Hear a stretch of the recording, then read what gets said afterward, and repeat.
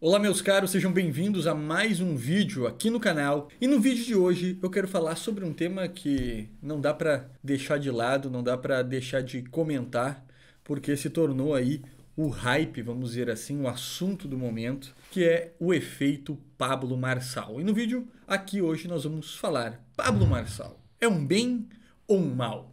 Vamos lá, antes de comentar a respeito do Pablo Marçal, eu quero divulgar aqui para vocês isso aqui, que é o livro Tesouros da História.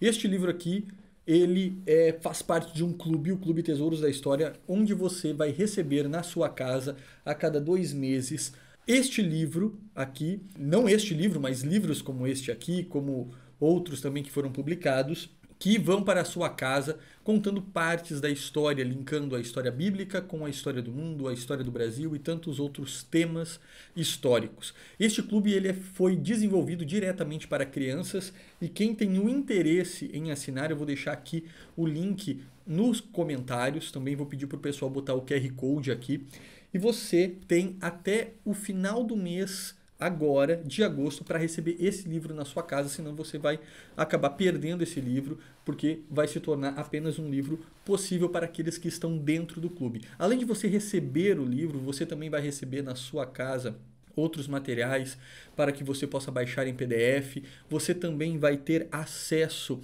a aulas ao vivo mensalmente comigo e também para o seu filho vai ter aulas comigo mensalmente. Nós vamos nos encontrar aí, vamos falar sobre vários temas da história. Então, se você quer assinar, quer conhecer mais a respeito do clube, eu vou deixar aqui o QR Code e também o link fixado no primeiro comentário. Ok? Vamos lá. Então, gente, antes de nós falarmos especificamente sobre o Pablo Marçal, eu quero comentar um pouco sobre a questão da história política,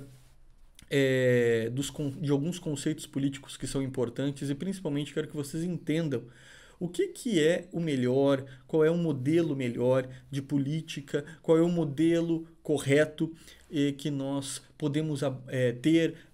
Se defende um monte essa tal democracia que no final não existe, isso aí é algo que não ocorre na realidade. Então eu quero explicar para vocês algo muito interessante que o Aristóteles deixou no seu comentário, no seu livro sobre política, né? O Aristóteles, quando ele dava aula para Alexandre Magno, né?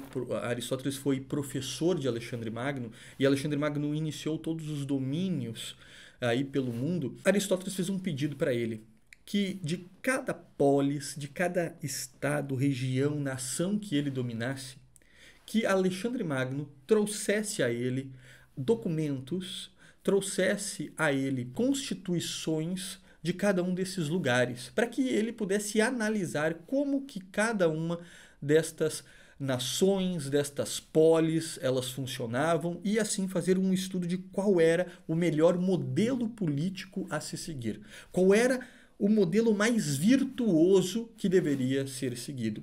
E ele então dividiu isso em 3 modelos, que foram os modelos que ele mais percebeu assim ao decorrer dos seus estudos, que ele percebeu que eram os mais frequentes, que eram aqueles que existiam na realidade no tempo dele, ali por volta de 200, 300 anos antes de Cristo. E eu vou mostrar aqui para vocês, vou abrir aqui o nosso quadro. Veja, o Aristóteles, ele dividiu em 6 tipos de governos, né?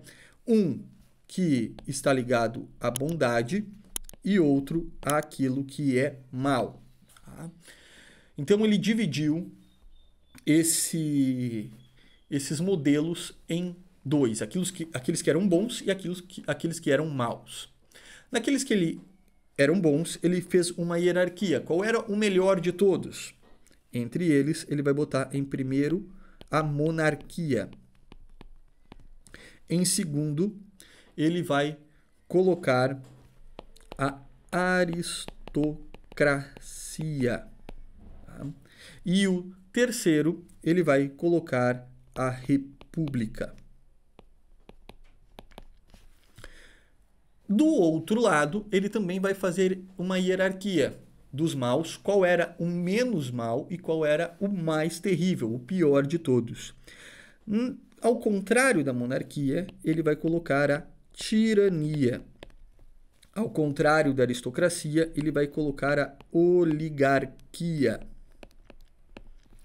E ao contrário da república, ele vai colocar mais ou menos um termo que seria uma espécie de democracia ou de populismo, mas que nós podemos traduzir aqui que seria uma espécie de governo do povo. O que ele quis dizer com cada uma destes modelos políticos? Tá? Aqui na monarquia, nós temos, segundo Aristóteles, o melhor modelo político. Por quê? Porque é um modelo onde você terá um governante e este governante vai ser virtuoso. Então, este é melhor que a aristocracia, que a república, porque é mais fácil você ter uma pessoa virtuosa governando do que um grupo de pessoas virtuosas ou um povo inteiro virtuoso. Então, a monarquia seria o modelo de uma pessoa virtuosa governando. Depois, a aristocracia, que seria um grupo de pessoas virtuosas que estariam governando pelo bem comum. E depois, a república, onde um povo inteiro seria virtuoso e estariam todos eles querendo governar e conduzir aquela nação pelo bem comum de todos. Então, esses seriam os 3 modelos mais perfeitos de política, de sistema político que poderiam existir, entre eles a monarquia. Ao contrário da monarquia, nós vamos ter a tirania. E por que a tirania é melhor que uma oligarquia ou que o governo do povo? Porque o tirano é uma pessoa com vícios. E é mais fácil você derrubar um tirano ou esperar o seu poder terminar do que um sistema governado por um grupo tirânico, por um grupo mau, por um grupo cheio de vícios ou por um povo inteiro que está perdido no vício. Então nós temos a tirania, que é entre os ruins o melhor. Depois nós temos a oligarquia, que seria então um sistema governado por um grupo de pessoas más. E depois nós temos o governo do povo, que é uma espécie de sistema governado por um povo sem virtude, por um povo perdido, por um povo que está sendo conduzido pelos seus vícios. Então, de todos esses modelos, o melhor é a monarquia.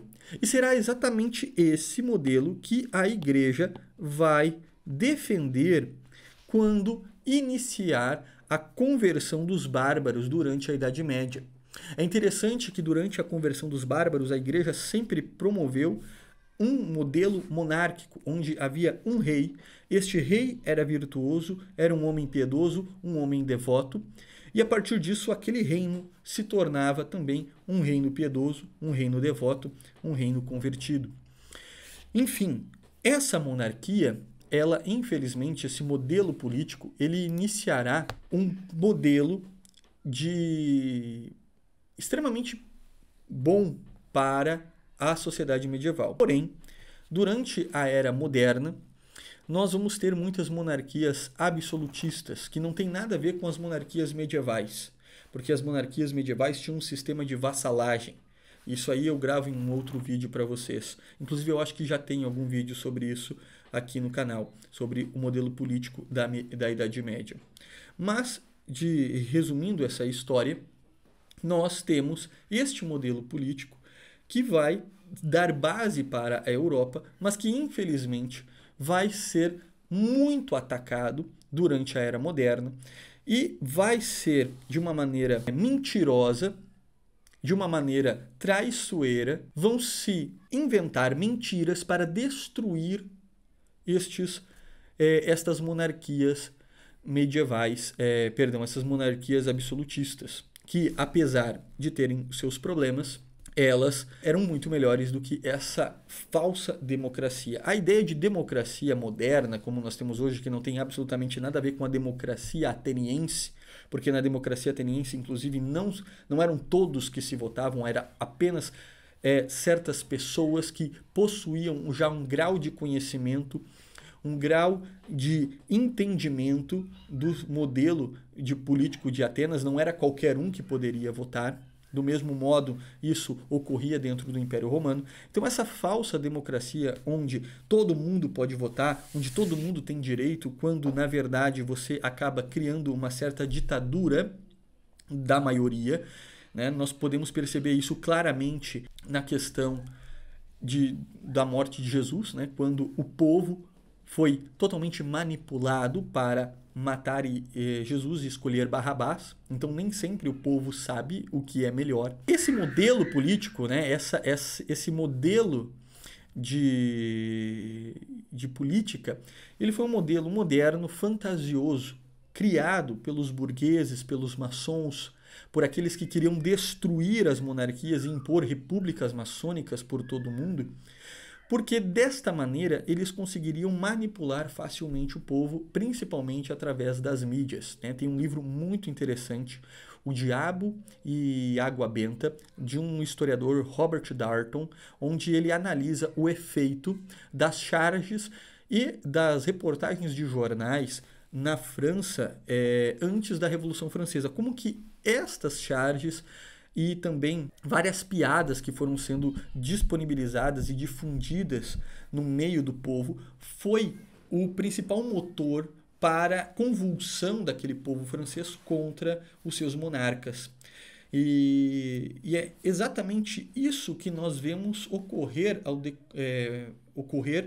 ao longo da história de todas as nações aí pelo mundo. Nós vemos extremamente parecido o uso da mídia, o uso de modelos de difusão de mensagens para uma manipulação do povo. E muitas vezes aquilo que seria o ideal não ocorre por causa desses acontecimentos. Então, meus caros, e aqui eu abro minha opinião, ok? Aqui o vídeo sempre da segunda-feira. Vocês que estão acompanhando aqui o canal, que estão aqui sempre comigo, já deixa o like, já se inscreve no canal. 46% das pessoas que assistem aqui os vídeos não são inscritas no canal, então, por favor, se inscreva aqui no canal também. Eu já vou deixar sempre aqui, na segunda-feira, é um vídeo de opinião, é um vídeo daquilo que eu penso, aquilo que eu vou comentar a respeito de algum tema da semana. Então, eu sempre vou comentar alguma coisa aqui na segunda-feira sobre alguma coisa que está acontecendo. Se vocês também tiverem sugestões de coisas que queiram que eu comente, vocês podem colocar lá no Instagram, que na caixinha podem dar indicações que eu também vou comentar. Mas, basicamente, o que eu queria dizer é que o modelo político ideal para o nosso mundo seria uma monarquia católica. É isso. É isso que deveria ser. Eu, como católico, também tenho essa opinião e, percebendo toda a história e tudo aquilo que aconteceu, um melhor modelo político seria isso. Entretanto, o que acontece? Nós não temos isso na nossa realidade. E um dos princípios da inteligência, né, uma das bases da inteligência, é você conseguir ter senso de proporção. Você conseguir avaliar aquilo que é o melhor, entendeu? Você saber discernir as coisas. Então, diante da nossa realidade atual, nós ficamos perdidos aí em vários fenômenos políticos existentes e agora surge um novo fenômeno que é o Pablo Marçal. O Pablo Marçal que deixa todos com grande desconfiança por conta do seu histórico, por conta de muitas coisas que ele ensina, alguns pensamentos dele também são problemáticos que deixam todos com muita desconfiança. E isso é lógico e é claro.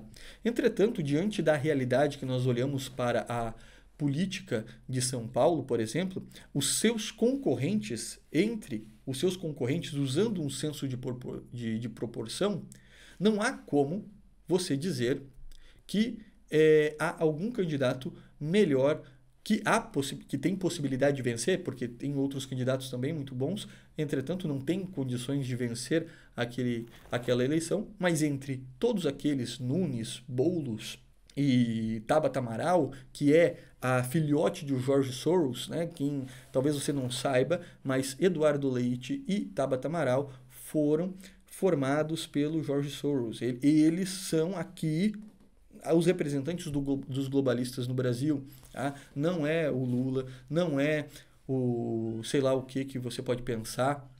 São esses dois jovens que estudaram e estão aí na política nacional. e estão tentando alçar voos maiores, porque esse é o grande objetivo. Eles são as mentes formadas pelos globalistas que estão interferindo aqui no Brasil. Inclusive, o Eduardo Leite está sempre no Fórum Econômico Mundial, foi formado pela Open Society, enfim. Então, olhando com um senso de proporção, nós vemos que Pablo Marçal, ele é, sem dúvidas nenhuma, o melhor candidato. Se ele é um bem ou mal, só o tempo irá poder dizer. Só o tempo irá poder dizer. Nós não temos como defini-lo agora, se ele chega a ganhar a eleição, se vai ser um bem ou um mal, só o tempo irá nos dizer. A questão é que há algumas coisas interessantes que eu quero chamar a atenção de vocês, que eu percebi em alguns discursos do Pablo Marçal que eu fui analisando, olhando entrevistas, olhando participações deles em debates e tudo mais, que me chamou muita atenção. A principal delas é a visão que ele possui a respeito do nome da cidade de São Paulo. Isso ali me chamou muito a atenção. O Pablo Marçal, ele é aquilo que eu costumo dizer, né? Nosso Senhor disse que se os seus escolhidos, né? Se os seus apóstolos, se aqueles que Deus escolheu não falassem, as pedras falariam. Então hoje, na situação que a gente está, há um monte de pedra falando. Inclusive, o Pablo Marçal é uma dessas pedras. A gente, às vezes, acha que as Sagradas Escrituras são totalmente literal, cada uma das coisas seria realmente uma pedra falando, né? Pode ser que aconteça, mas a pedra ali simboliza esses eventos onde a verdade ela ocorre em pessoas totalmente inusitadas e que ninguém nunca imaginaria, enquanto os bispos que deveriam falar a verdade não estão falando. Então acaba ocorrendo esses fenômenos do Espírito Santo. Porque a verdade ela vai ser falada, por mais que não falem, de alguma maneira vai ser falada, nem que as pedras possam falar. Então há muitas verdades naquilo que Pablo Marçal, e o que mais me chama a atenção aqui é a visão dele sobre a cidade de São Paulo. Em uma de uns discursos, de um vídeo, agora não lembro onde, ele comenta que São Paulo foi fundada pelos jesuítas, foi fundada por um povo que veio de fora e que São Paulo é uma terra que acolhe a todos. E que, da mesma forma que São Paulo, ele era um homem, digamos assim, que estava perdido no judaísmo, que estava lá perseguindo e se converteu e entrou para a igreja, São Paulo é essa cidade que acolhe as pessoas e que faz com que elas possam ir para frente, elas possam crescer, enfim. Achei interessante essa questão dele pegar o nome de São Paulo e unir este significado, porque todo nome tem um significado, tem um chamado. São Paulo é um estado que tem um chamado, e o nome que ele recebeu exerce isso. Eu vou falar um pouco sobre isso no vídeo de amanhã sobre o nome do Brasil, por exemplo. Então não percam o vídeo. Não percam o vídeo. Então, ele comenta essa questão de São Paulo, este grande apóstolo que saiu a todas as nações, levando a mensagem de Cristo, e que, do mesmo modo, o estado de São Paulo é esse estado que chama todas as nações.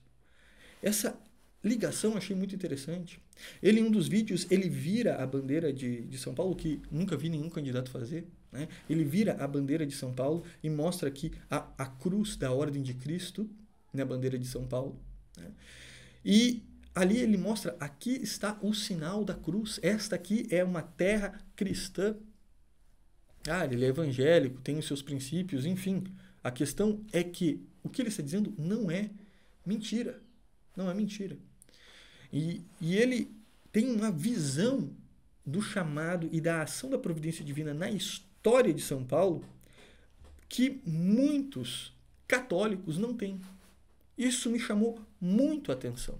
Essa percepção dele pode ser que, provavelmente, né, Santo Agostinho diz que toda ideia boa que nós temos é de um anjo. Então, provavelmente deve ser o anjo da guarda dele ou alguém que deu alguma intuição boa para ele, que fez ele perceber isso. E ele ter comentado essas coisas, dizer aqui, aqui está o sinal de que essa terra ela é cristã, ela não vai ser comunista, ela não vai ser socialista. Inclusive, achei bem interessante, ele também não vai ser capitalista porque o capitalismo é mau. Que coisa interessante. Interessante isso. Então, há coisas verdadeiras naquilo que Pablo Marçal está falando, e se ele é bem ou mal, nós não vamos conseguir dar esta resposta agora, só o tempo. Porém, nós temos que ter um senso de proporção, nós temos que ter um olhar diante da realidade. Diante da realidade, nós não temos um Carlos Magno. Diante da realidade, nós não temos um grande monarca católico, mas nós temos esse modelo político que é extremamente defeituoso, problemático, como vocês viram, é fruto de um ataque contra a própria igreja e que nós precisamos escolher. Nós não, né? Eu não sou de São Paulo, mas o pessoal que é de São Paulo precisa escolher. E observando esse fenômeno político que está crescendo, é muito interessante também, Pablo Marçal é o primeiro cara a crescer nesse meio com as ideias, os princípios, vamos dizer assim, conservadores. Enfim, eu não gosto de usar, eu não digo eu sou conservador, eu digo eu sou católico, porque o conservadorismo também tem vários problemas e há algumas dificuldades aí em alguns termos, enfim. Mas ele é o primeiro que cresce sem a necessidade do apoio de Bolsonaro. Todos os outros precisaram do apoio de Bolsonaro. Isso é uma outra coisa, uma coisa interessante. Enfim, eu acho que nós precisamos ter um olhar mais cuidadoso para esses movimentos e tentar observar esses detalhes que muitas pessoas talvez não observam. Tá lá com a carteira de trabalho, xingando bolos, aquilo que foi muito engraçado, sensacional. O Pablo Marçal sabe muito bem dominar as mídias, sabe como se comunicar, sabe muito bem se expor. Enfim, e muita gente olha para isso. Eu estou chamando atenção para esses detalhes da visão dele sobre a ação da providência divina na história de São Paulo. E como ele conseguiu perceber isso como uma própria vocação do Estado. Isso é muito interessante. Enfim, então era isso que eu queria partilhar aqui com vocês. Digam aqui nos comentários o que vocês acham também do vídeo. Vocês podem discordar, fiquem à vontade também, é uma opinião, então opinião pode discordar, posso mudar de opinião também daqui a pouco, mas o que você não pode deixar de mudar e concordar é sobre aquilo que Aristóteles falou a respeito dos modelos políticos, bom ou mal. Né? Qual é o melhor modelo? E fica nítido e claro quando nós olhamos a partir de Aristóteles, né? Fiz um breve resumo, um resumo assim, mas do resumo do resumo.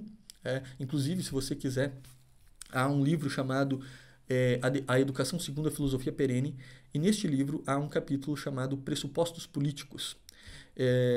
Neste capítulo há um resumo muito perfeito disso que eu expliquei aqui para vocês. Eu resumi do resumo que está ali a respeito do melhor modelo político que nós podemos ter na nossa realidade aqui temporal. Enfim, meus caros, que Deus abençoe a todos e é isso aí.